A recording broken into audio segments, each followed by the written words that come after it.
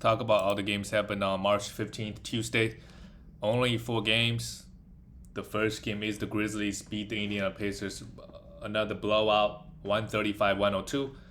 Jaren Jackson Jr. play again, just 22 minutes. He, in the last 2 weeks, he's the 48th ranked player in just 25 minutes, averaging 2.4 blocks. Meaning, really, the only thing he's been doing, 87% from the free throw is great, but just 16 points, 1 3, 4.7 rebounds. But 2.4 blocks, he's gonna get where he is at right now. He hasn't played well, I would say, other than getting the blocks, because he's in foul trouble every other game, and this game another blowout. So it has a lot of things going against him. Second game back for Dylan Brooks. In his usual fashion, 3 for 12, 10 points, a steal and block. If you're punting field goals, I think he's a great guy to have. Over the last 2 seasons, he's been getting a lot of defensive stats as well. So other than the points and threes, so he can bring multiple categories. And if you're punting field goals, he's giving you great value. Steven Adams, everybody's minutes is pretty low. This game, and they didn't even have Ja Morant, and they blew them out. Easy. 21 points. I think without Ja, they moved the ball a little bit better. Tyus Jones came in. He's very capable backup point guard. Had 10 assists. If Ja Morant continues to miss time, I don't think he will. Tyus Jones is a must roster. Same thing with DeAnthony Melton. Given the minutes this guy goes off every single game, has 3 steals, 6 assists, 18 points. Just great numbers across the board. And Brandon Clark, just 18 minutes, 6 for 6, 1 steal and 3 blocks. He's a guy that we could stream, but too bad. I don't think the Grizzlies got a good schedule this week. They only have 2 more games left. So, but whenever they have a great schedule, a lot of guys we could look to stream. Same thing with like Tyus Jones, even DeAnthony Melton, even when all the guys are healthy. We look at Indiana Pacers. Malcolm Brogdon. They are not shutting him down. They are playing him whenever but he's gonna miss every other game, even if there's no back-to-back. He missed the last game. This game he was a minus 34. And whenever Brogdon plays, Tyrese Halliburton just doesn't play that well. For the most part, he had 8 assists and a steal, but everything else is it's just a rough game for him. Buddy Hield got his. Just continue to ride it out. The Pacers, they don't have 2 more games left this week, so even if you have Isaiah Jackson, you could think about once you get to the end of the week and you don't need the blocks, because really the only thing he's giving you is the blocks, right? His minutes is a little bit consistent, and he fouled out again in 21 minutes. So if he can play 30 minutes, that's really great. He's gonna give you some rebound and some good field goal as well. But if he's gonna play 20 to 25 minutes, commit 6 fouls every single game, then he's not if you don't need the blocks, I think you could let him go early as well, because they have the next game is on Friday, so you could drop him, pick up some guards, get multiple categories back. Obviously, you lose in blocks. Oh shit, Brissett, is it worth holding on to? I don't know. I don't think so. Even though he's been getting minutes, he hasn't been putting up the defensive stats that we want him to put up. Then the value is not really there. Jalen Smith, because Isaiah Jackson gets into foul trouble every single game, his minutes has been very consistent over 25 minutes. He's also a fun guy to stream when Sunday comes around. All right, let's go to the next game. Brooklyn Nets scored 150 points versus the Orlando Magic, and Kevin Durant scored 53 points without Kyrie last game, and this game he only took 9 shots, 19 points. Still got 19 points, went to the free throw line 8 times. But it's all about Kyrie Irving. And he played, you could argue, a few extra minutes in the fourth quarter to get to 60 points, right? Going for 70 it's definitely possible, but it will be a little bit ludicrous since they were up by 30 points. 60-point game for Kyrie. And lately, Cat, just yesterday, dropped 60 and Kyrie dropped 60. But this game was against Orlando Magic and wasn't close at all.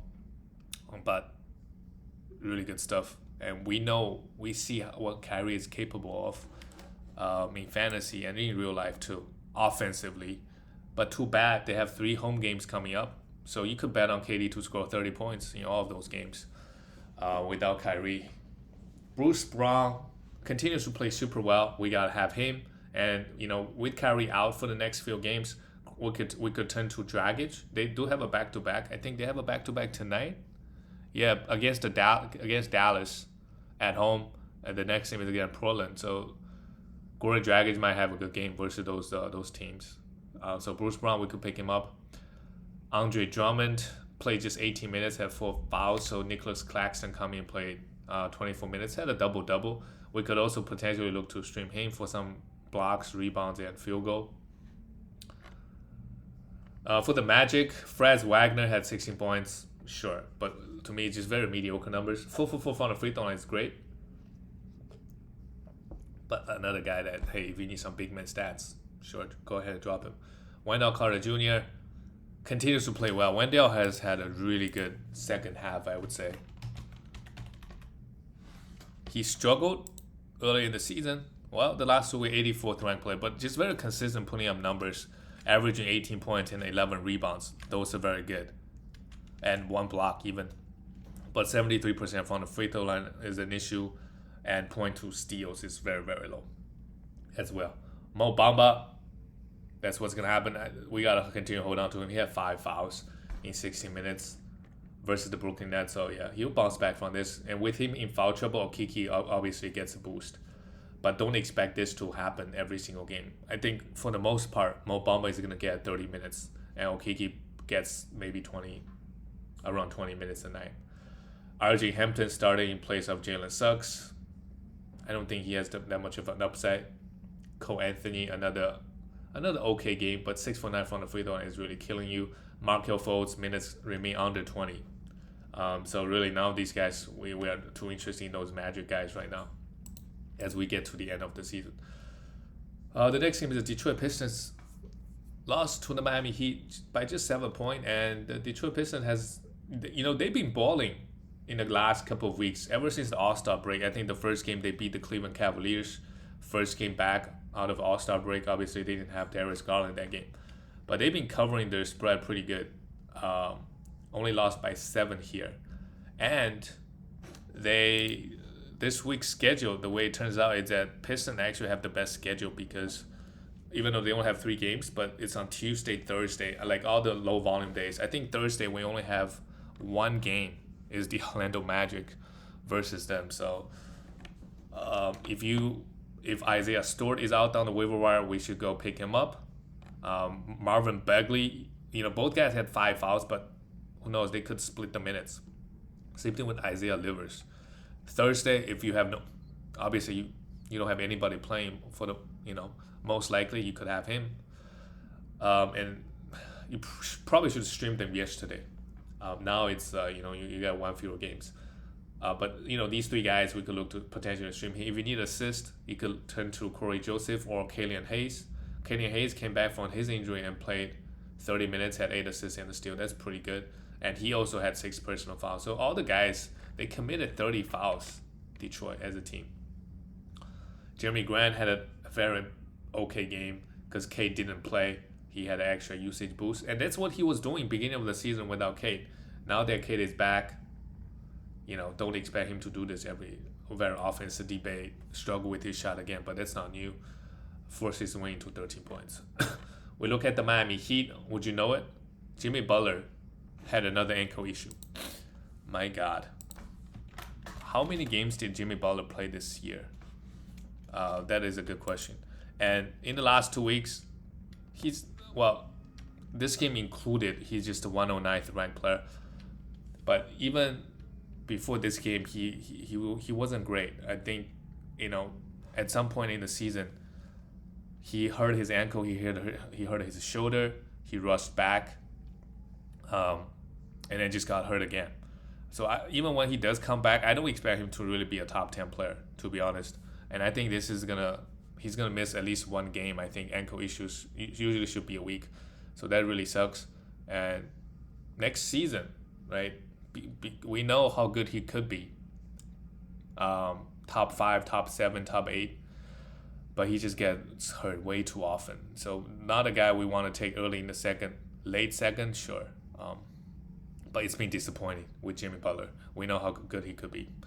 Ben Adebayo wasn't in foul trouble, but for the most part, he has been very, very good. 16 points, 8 for 10 from the free throw, and 8 rebounds. Not the best game.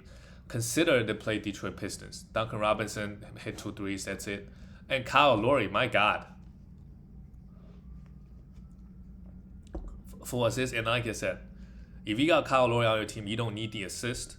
You love the points. You could think about dropping him, but that's the only scenario, right? Is that you don't need the assist and the opponents don't need the assist. Well, that's kind of counterintuitive if you play your opponents. Like if you don't need the assist and whatever team is left can't really compete with you in assists, or you already lost assists to them, and you're really looking to win points, then you think about dropping Kyle Lowry, because everything else should be still pretty solid. Like, he's a guard that can grab rebound, get steals, get a little bit blocks, right? Hit free throws and hit threes. So really, this is really bad stat line, sure, but it's really just the point. And he took only 3 shots. I don't know what's going on with Kyle. He was out for a long period of time due to personal reasons.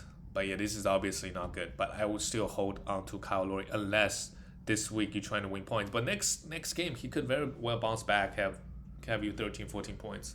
So I don't think we should drop Kyle Lowry in most scenarios. At the Miami Heat, yeah. On top of that, they only have 2 games this week. So there you go. Basically, from Wednesday to Sunday, you only have one game out of Kyle Lowry. And if you're trying to win, obviously you're trying to win. If you're trying to win points, I think you could let him go. Or anything, rebounds, steals, because they only got 1 game, and Kyle Lowry has not been good at all, to be honest. Tyler Hero, great, 29 points. But I just realized they only have 1 game left this week. So Jimmy Butler, I don't think you can drop him unless you think you can win the league without Jimmy Butler. And the good thing is they only have 1 game, so at most you lose 1 game out of him. I think maybe 2, but it's better than you lose 3 games out of him. All right, let's go to the last game of the night. Phoenix Suns, they're just too good. 131, 115. Pelicans got CJ McCollum back. They're still without Brandon Ingram. This game, they put up 131. Their offense is so good. Really, really good offense. And Cameron Payne, being the point guard of this team, he's going to get a lot of assists. Devin Booker got 8. They both got 2 steals and 3 steals respectively. Really good stuff. And from Devin Booker is just going to have a huge finish without CP3. He's going to score. He's going to get assists. Right? His efficiency has been good playing in this offense. And lately he's been getting steals as well. This is one thing I noticed. And on the season, he's averaging 1. So a slight improvement. Well, I take that back. In the last 2 weeks, he's averaging 2.3 steals. So there you go. Really good stuff. Cameron Payne, a must roster, obviously. 8 assists and 3 steals, super solid. DeAndre Ayton. Due to the blowout, and they do have a back-to-back tonight, so they didn't bother to put Ayton in. They gave some extra minutes to JaVale McGee, who was playing well anyways, had 5 fouls. JaVale McGee would have been a good stream before yesterday because they have a back-to-back if you need some blocks and rebound and field goal. No blocks here, but 6 rebound and 7 for 10 from the field is okay. Jay Crowder, 9 points, 3 threes. We got to continue to hold on to him. Mikal Bridges had 20 points, yeah. The Phoenix Suns, this team is they have a lot of good players. And once Cameron Johnson comes back, I would also pick him up. I think that would make him a must roster. He would pretty much take majority of the Landry Shamet or Torrey Craig's minutes, and he would get close to 30. Could be a top 70 player. Very, very efficient. Hit a lot of threes. The only thing he doesn't really give is the assist. We look at the New Orleans Pelicans this game. This is the last team we're going to talk about today. Herbert Jones, what a beast he is. Had 3 steals, 7 for 11, 7-11. And in the last 2 weeks, well, just a 100th ranked player, but averaging 1.8 steals and 0.5 blocks. His efficiency looked all right, but the scoring dipped a little bit, just 11 points and 1 3. But this game here, 3 threes, good efficiency, 22 points, really good stuff. Jackson Hayes, I don't think he's a must roster at this point. It's been, 6 for 7 from the field is actually huge. 16 points and a block, but a lot of the times he's not getting the 30 minutes. If it wasn't for blowout, Valanciunas would play a few extra minutes, and Brandon Ingram is still out. So some nights, if they're full strength, he only gets to play 25. It's really about how much defensive numbers he could put up. Valanciunas, a typical Valanciunas game, 17 and 12. CJ McCollum played well, 21 and 9 with 3 threes. And Devontae Graham, as long as Brandon Ingram is out, we could hold on to him. And we know what he provides. Pretty good volume of threes and assists, especially with Ingram out. Once Ingram comes back, he maybe just comes off the bench. We could drop him off then. And that's it for all the games, guys. I will see you next time.